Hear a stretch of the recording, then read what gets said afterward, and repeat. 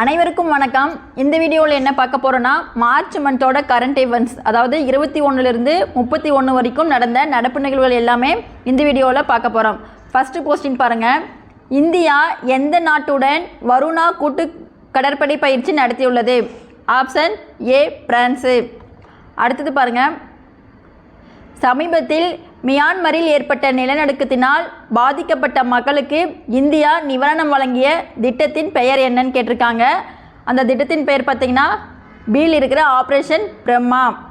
இங்கே ஏசிடி இருக்கு இல்லைங்களா, ஆப்ரேஷன் கங்கா, ஆப்ரேஷன் காவேரி, அது என்னென்னு சொல்லிட்டு ஒரு டைம் சொல்கிறேன், அப்படியே பாருங்கள். ஃபஸ்ட்டு பார்த்திங்கன்னா ஆப்ரேஷன் கங்கா, அதாவது ஆப்ரேஷன் கங்கான்றது ரஷ்யாவும் உக்ரைனும் போர் நடந்திருக்கும். அதில் உக்ரைனில் இருக்கிற இந்திய மக்களை காப்பாற்றுறதுக்காக இந்தியா கொண்டு வரப்பட்ட ஸ்கீம் தான் வந்து ஆப்ரேஷன் கங்கா.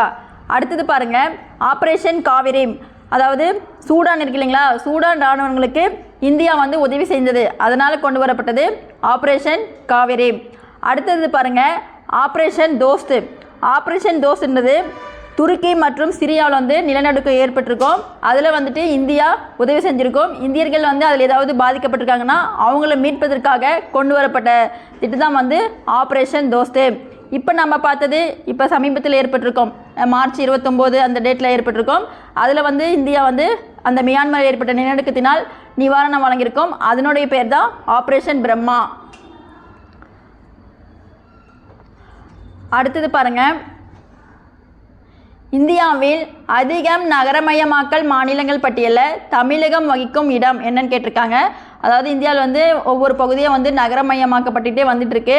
அதில் நம்ம தமிழ்நாடு எத்தனாவது பிளேஸ் பார்த்திங்கன்னா ஆப்ஷன் சியில் இருக்கிற 2வது பிளேஸு. அடுத்தது பாருங்கள்.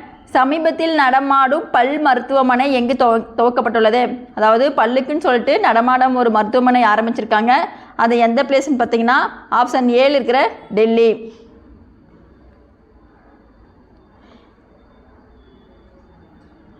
அடுத்தது பாருங்கள். 2025ஆம் ஆண்டிற்கான தண்ணீர் விருது யாருக்கு வழங்கப்பட்டதுன்னு கேட்டிருக்காங்க. இப்போ வந்து நிறைய விருது கேட்டிருக்காங்க, அதில் டிஃப்ரெண்ட்டாக தண்ணீர் விருது இருக்குது. இதில் வந்து யாருக்கு கொடுத்துருக்காங்கன்னா ஆப்ஷன் ஏ இருக்கிற குண்டர் பலேச்சி அப்படின்றது தான் வந்துட்டு தண்ணீர் விருது கொடுத்துருக்காங்க. அடுத்தது பாருங்கள். இங்கிலாந்தின் வாழ்நாள் சாதனையாளர் விருது யாருக்கு வழங்கப்பட்டது அப்படின்னு சொல்லி கேட்டிருக்காங்க. ஆப்ஷன் ஏ சிரஞ்சீவி அவர்களுக்கு. அதாவது இந்த சிரஞ்சீவி இருக்கு இல்லைங்களா, இந்த சிரஞ்சீவி பார்க்கும்போது பார்த்திங்கன்னா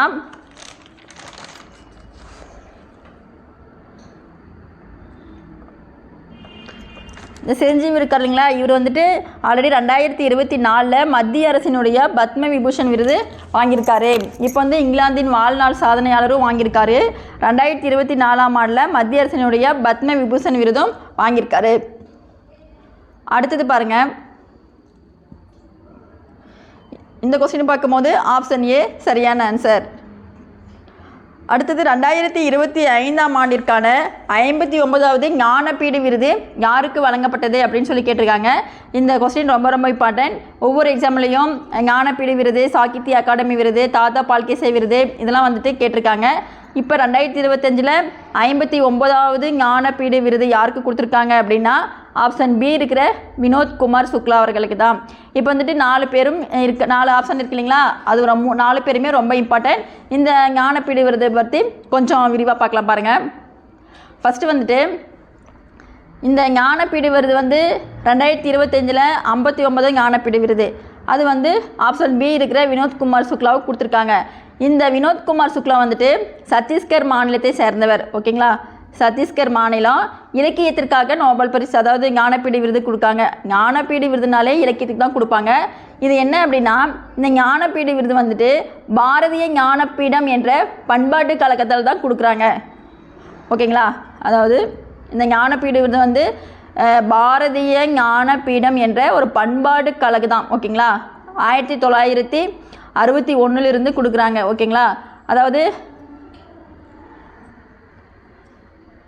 அதுக்கப்புறம் பார்த்திங்கன்னா ஃபஸ்ட்டு இந்த ஞானபீட விருது இருக்கு இல்லைங்களா, ஃபஸ்ட்டு யாருக்கு கொடுத்தாங்க அப்படின்னு சொல்லி பார்க்கும்போது, அதாவது ஞானபீட விருது இந்த 59வது ஞானபீட விருது மலையாள எழுத்தாளர் அப்படின்னு சொல்லிட்டு சங்கரகுரு இருக்கார் இல்லைங்களா, அவருக்கு தான் ஃபஸ்ட்டு 1965 கொடுத்துருப்பாங்க. ஓகேங்களா.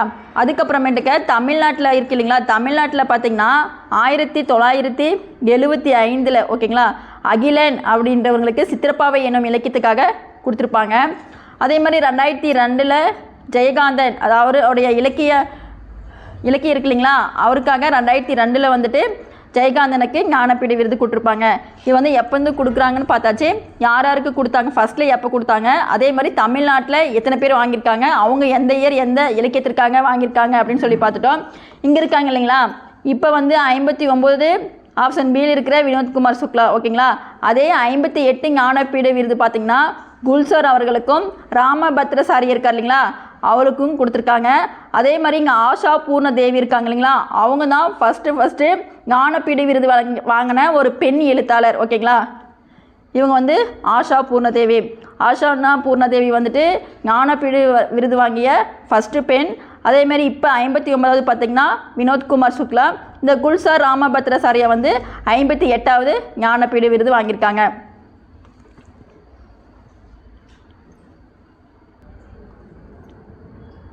அடுத்த கொஸ்டின் பாருங்கள். தனிநபர் வருமான பட்டியலில் முதலிடம் பிடித்துள்ள மாநிலம் எதுன்னு கேட்டிருக்காங்க. Option A Telangana. அடுத்த கொஸ்டின் பாருங்கள். சட்டமன்ற நடவடிக்கை இருக்கு இல்லைங்களா, அந்த நடவடிக்கைகளை சைகை மொழியில் பரப்பிய முதல் மாநிலம், அதாவது சட்டமன்றத்தில் ஏற்பட்ட நடவடிக்கைகள்லாம் வந்துட்டு சைகை மொழியிலே வந்து பரப்புகிறாங்க. அந்த மாதிரி பரப்பிய முதல் மாநிலம் எதுன்னு பார்த்தீங்கன்னா ஆப்ஷன் டியில் இருக்கிற பஞ்சாப் சரியான ஆன்சர். அடுத்தது பாருங்கள்.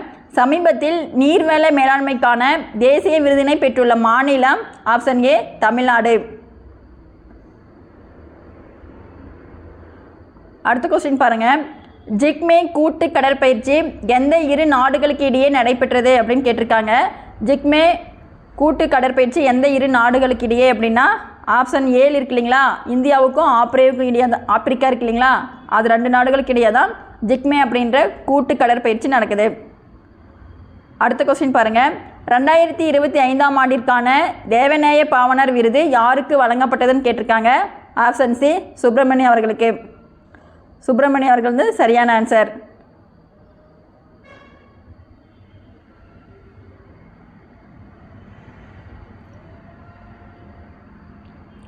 அடுத்த கொஸ்டின் பாருங்கள். நிதி ஆயோக்கின் முழு நேர உறுப்பினராக நியமிக்கப்பட்டுள்ளவர் யார் அப்படின்னு கேட்டிருக்காங்க. ஆப்ஷன் ஏ ராஜீவ் கௌபா ஓகேங்களா. அதே மாதிரி நிதி ஆயோக் வந்துட்டு முன்னாடி திட்டுக்குள்ளே இருந்தது. எப்போ நிதி ஆயோக்குன்னு மாற்றினாங்க அப்படின்னா 1/1/2015 தான் வந்துட்டு ஜனவரி 1 2015 திட்டுக்குழுவாக இருந்தது நிதி ஆயோக்கு மாற்றிருப்பாங்க. அதனுடைய ஃபுல் ஃபார்ம் பாருங்கள், national institution for transforming in India ஓகேங்களா. நிதி ஆயோக் அப்படின்றது நேஷ்னல் இன்ஸ்டிடியூஷன் ஃபார் டிரான்ஸ்ஃபார்மிங் ஓகேங்களா.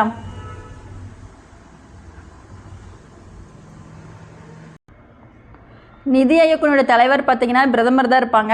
அதனுடைய முழு நேர உறுப்பினர் தான் இப்போ ராஜீவ் கௌபா அவர்கள் வந்திருக்காங்க. அதாவது துணை உறுப்பினர்னு சொல்லுவாங்க. அவங்க வந்து யார் இருக்காங்கன்னா சுமன் பெரே ஓகேங்களா. இப்போ 13 அதாவது நிதி ஆயோக்கினுடைய முழு நேர உறுப்பினர் யார் அப்படின்னா ஆப்ஷன் ஏழு இருக்கிற ராஜீவ் கௌபா சரியான ஆன்சர். அடுத்த கொஸ்டின் பாருங்கள். தமிழ்நாட்டின் 2வது பல்லுயிர் பாரம்பரிய தலம் எங்கு அமைக்கப்பட்டுள்ளதுன்னு கேட்டிருக்காங்க. Option B Kasampatti. அதாவது இது வந்து 2வது பல்லுயிர் பாரம்பரிய தலம். இந்த காசம்பட்டி வந்து பார்த்திங்கன்னா திண்டுக்கல் மாவட்டத்தில் இருக்குது. ஃபஸ்ட்டு பல்லுயிர் பாரம்பரிய தலம் எங்கே அமைச்சிருக்காங்கன்னா அரிட்டாப்பட்டி. இந்த அரிட்டாப்பட்டி எங்கே இருக்குன்னா மதுரையில் இருக்குது. இது வரைக்கும் தமிழ்நாட்டில் 2 தான் அமைச்சிருக்காங்க. ஒன்று அரிட்டாப்பட்டி மதுரை டிஸ்ட்ரிக்ட், 2 பார்த்திங்கன்னா காசம்பட்டி திண்டுக்கல் டிஸ்ட்ரிக்ட் ஓகேங்களா. இந்தியாவில் மட்டும் மொத்தம் 36 இருக்குது ஓகேங்களா.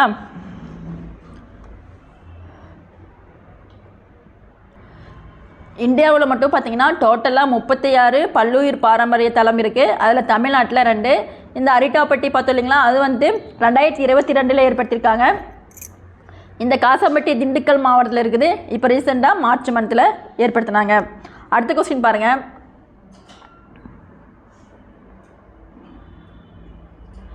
இந்தியாவில் முதல் செங்குத்து லிஃப்ட் பாலம் எங்கு கட்டப்பட்டுள்ளதுன்னு கேட்டிருக்காங்க. Option D Rameswaram. இந்த ராமேஸ்வரம் இருக்கு இல்லைங்களா, அந்த இடத்துல தான் கட்டியிருக்காங்க. அடுத்தது பாருங்கள், வாழ்ந்து காட்டுவோம். இந்த பாலம் இருக்கு இல்லைங்களா, இந்தியாவின் முதல் செங்குத்து பாலம் இது வந்து பாம்பன் பாலம்னு சொல்லி முன்னாடி சொல்லியிருந்தாங்க. அது வந்து எப்போ ஏற்படுத்துகிறாங்கன்னா 1914 ஓகேங்களா. 1914 தான் அது கட்டினாங்க அந்த பாம்பன் பாலம் அப்படின்னு சொல்லிட்டு. அதே இந்த பாலம் வந்து செங்குத்து லிஃப்ட் பாலம் வந்து ஏப்ரல் 6ஆம் தேதி 2025 ஓப்பன் பண்ணாங்க. அடுத்தது பாருங்கள், வாழ்ந்து காட்டுவோம் 3.0 எத்தனை தொகுதியில் செயல்படுத்தப்பட உள்ளது அப்படின்னா ஆப்ஷன் ஏ 120 தொகுதியில் செயல்படுத்த போகிறாங்க. சரியான ஆன்சர் பார்த்தீங்கன்னா ஆப்ஷன் ஏ 120. அடுத்த கொஸ்டின் பாருங்கள், இந்திரா என்னும் கடல்சார் பயிற்சி எந்த 2 நாடுகளுக்கு இடையே நடைபெற உள்ளது அப்படின்னு சொல்லி கேட்டிருக்காங்க. ஆப்ஷன் பி இந்தியா ரஷ்யா சரியான ஆன்சர். அடுத்த கொஸ்டின் பாருங்கள், கேலோ இந்தியா பாரா விளையாட்டில் 2025 முதலிடம் பிடித்துள்ள அணி எதுன்னு கேட்டிருக்காங்க. Option A Haryana. அடுத்த கொஸ்டின் பாருங்கள், இந்தியாவின் முதல் ஹைட்ரஜன் ரயில் எந்த 2 பகுதிகளுக்கு இடையே அறிமுகம் செய்யப்பட்டது? அதாவது ஆப்ஷன் பியில் இருக்கிற ஜிந்த் அண்ட் ஒசோனிபட் இருக்கு இல்லைங்களா, இதுதான் வந்துட்டு இந்தியாவின் முதல் ஹைட்ரஜன் ரயில் இந்த 2 பகுதிகளுக்கும் ஏற்படுத்தியிருக்காங்க. இது என்ன ரீசனுக்காகனா 2030க்குள்ளே வந்துட்டு கார்பன் அளவு இருக்கு இல்லைங்களா, அது வந்து 0% கொண்டு வரணும் அப்படின்றது நோக்கத்தில் தான் வந்துட்டு ஹைட்ரஜன் ரயில் ஆரம்பிச்சிருக்காங்க. ஃபஸ்ட்டு ஜிந்த் ஒசோனிபட் பகுதியில் தான் ஏற்படுத்தியிருக்காங்க. அடுத்தது பாருங்கள், மார்ச் 21 இந்த 22 என்ன தினமாக கொண்டாடப்படுகிறது அப்படின்னு கேட்டிருக்காங்க.